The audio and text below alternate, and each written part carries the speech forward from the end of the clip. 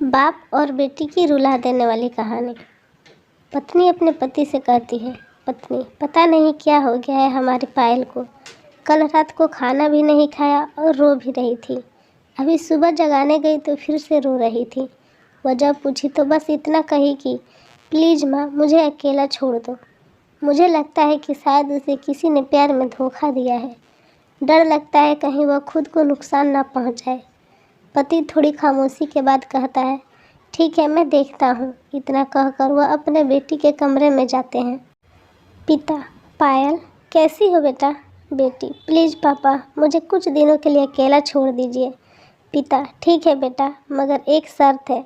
बेटी, बोलिए। पिता, मैं तुम्हें एक बकवास कहानी सुनाना चाहता हूँ, तुम सुन लो फिर हम तुम्हें डिस्टर्ब नहीं करेंगे। बेटी, ठीक है सुनाइए। पिता, आज से करीब 20 साल पहले एक राजा हुआ करते थे, बेहद अमीर। उनके 2 बेटे थे। बड़ा बेटा बेहद आज्ञाकारी और ईमानदार था। उस राजा को अपने बड़े बेटे पर नाज था। उसकी शादी एक खूबसूरत लड़की से कर दी गई। फिर वह खूबसूरत लड़की गर्भवती हुई। घर में खुशियाँ ही खुशियाँ छा गई, मगर राजा की जिद थी कि बेटा ही हो। फिर राजा ने अपने बहू के गर्भ का चेकअप करवाया तो पता चला कि गर्भ में लड़की है।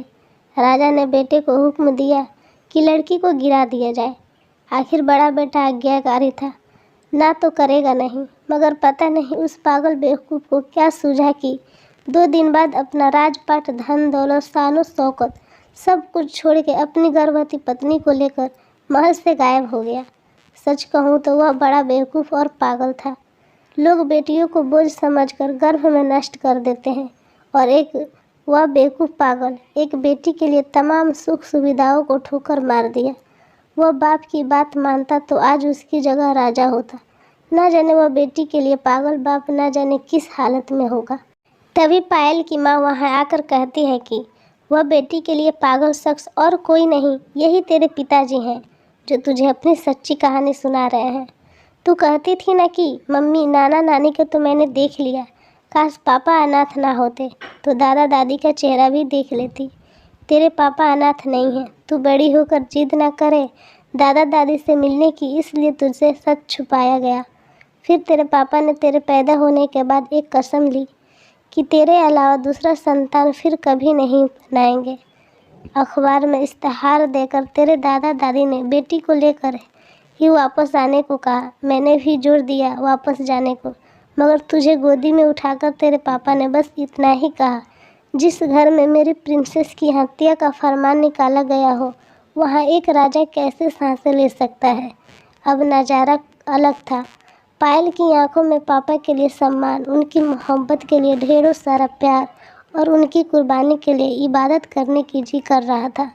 आंसू थमने का नाम नहीं ले रहे थे, मगर सब कुछ अब सिर्फ पापा के लिए था।